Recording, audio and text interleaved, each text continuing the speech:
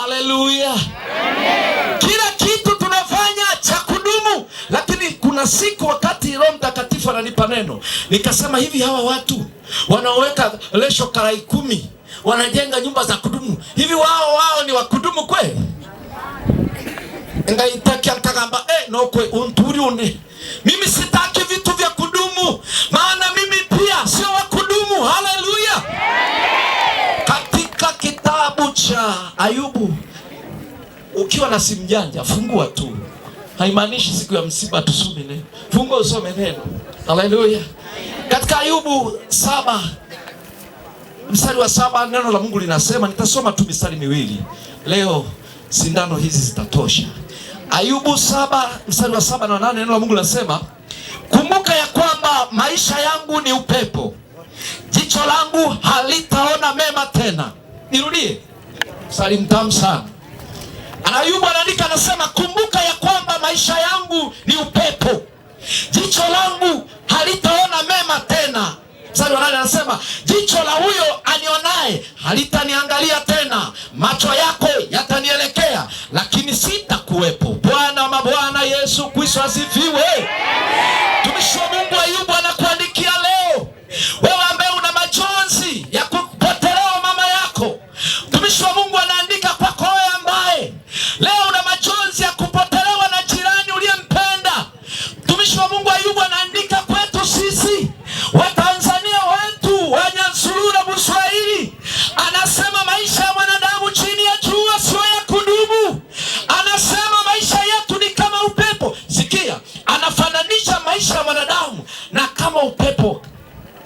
Haleluya. Upepo una tabia nyingi.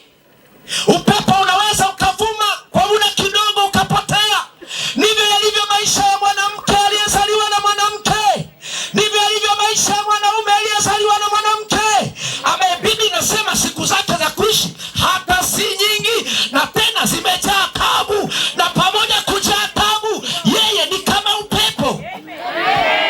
Upepo unaweza ukavuma dakika 5 ukapotea. Upepo unaweza ukaleta mvua, watu wakaweka vitu vya kukingia maji, halafu upepo ukapotea. Ina maana sio kitu cha kudumu. Ndio maana Ayubu anaandika, anasema maisha yangu mimi ni kama upepo, jicho langu halitaona mema tena. Watakuwepo ndugu watakaonitafuta, macho yao yataniangalia, lakini sitakuwepo. Alijua yeye si wa kudumu katika dunia hii. Nataka ujue wakati namalizia neno hili, wewe sio wa kudumu. Wewe sio wa kudumu kwenye hii dunia.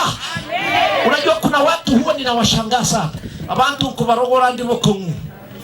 Leo watu wanaishi duniani, wanang'ang'ania dunia, utafikiri wao ni wakazi wa hapa.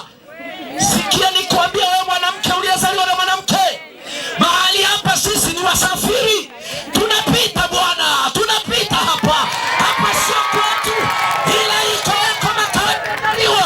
yako makao yameandaliwa kwa wale watakaomwamini Yesu leo. Bwana Yesu asifiwe sana. Ndio maana nilipoingia mule nikakuta wamama wanaomboleza, kila mmoja kwa lugha yake, wapo wamekaa wanatiana moyo. Nikawashangaa sana. Neno linasema Bwana anafurahishwa na kifo cha mtu aliyemwamini. Bwana anafurahishwa na kifo cha mtu aliyeokoka, aliyempokea. Maana Biblia inasema hata kama amelala, ana nafasi ya kuishi tena. Yesu asifiwe. Makutano. Haleluya, makutano. Hebu mwambie uliyekaa naye, mwambie bwana Musuba, wewe sio wa kudumu. Hebu mwambie hawajui. Wewe acha endelee kukatalia mali, ubarikiwe. Hii ndio nzuri zaidi. Acha endelee kukatalia majumba, watapiga atimilikishe viwanja. Acha ng'ang'ania mali, acha na naye. Lakini nataka nikwambie atapita kama ambavyo upepo unapita. Ndivyo mwanamke mmoja atapita, ndivyo mwanaume mmoja atapita. Maana yeye sio wa kudumu, maana yeye sio wa kudumu, ni mpitaji tu, tunapita. Na ndio maana nataka nikwambie, walikuwepo wasomi kuliko wewe. Hii nzuri tena.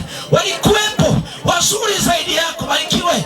Walikuwepo wadada wazuri wenye meno kama ya twiga, walipotembea abagaka bosi bagaswara ni nyuma sisi, lakini walipita. Leo wamebaki historia, leo wamebaki historia.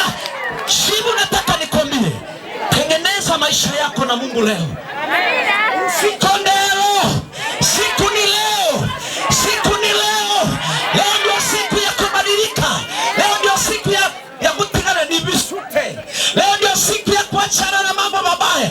Maana dakika yoyote ile naweza nikapita. Hata mimi ninahubiri, roho nyingine inaniambia hanga hano torawe ni mwiturai. Inawezekana nikitoka hapa leo watu wakaja kuhubiri kwangu, ama inawezekana baada ya huyu mama ukawa ni wewe upo.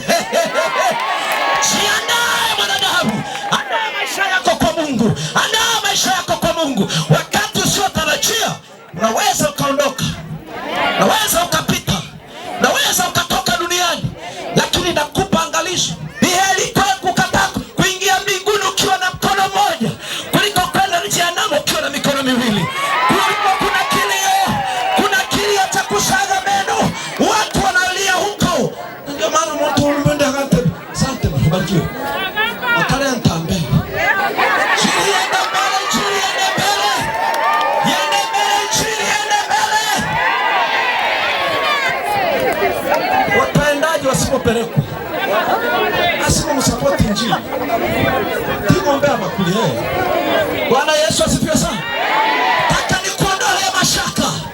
Ukitaka uishi maisha mazuri, wewe muamini Yesu Kristo. Tokea leo, angalia mimi nilivyo sasa hivi. Siogopi lolote, siogopi chochote, maana nimemkubali Yesu Kristo. Kipita, ninajua mahali na kwenda. Unajua kupita sio. Watu wengi wanaogopa tukio hili, maana hawajui wapi wanaenda. Ukishajua unaenda wapi, haikupi shida kuondoka kwenda safarini. Bwana Yesu asifiwe sana. Shida ni kwamba hujui unaenda wapi, hujui. Na ndio maana tukio hili linakuogopesha. Na ndio maana ukiwa na watu wamelala namna hii unapata shida. Niliposoma habari, nikasikia habari ya mtumishi wa Mungu akiniambia yule mama siku zake za mwisho, kabla ya uhai wake, mama alimpenda Yesu, alikuja tukambatiza.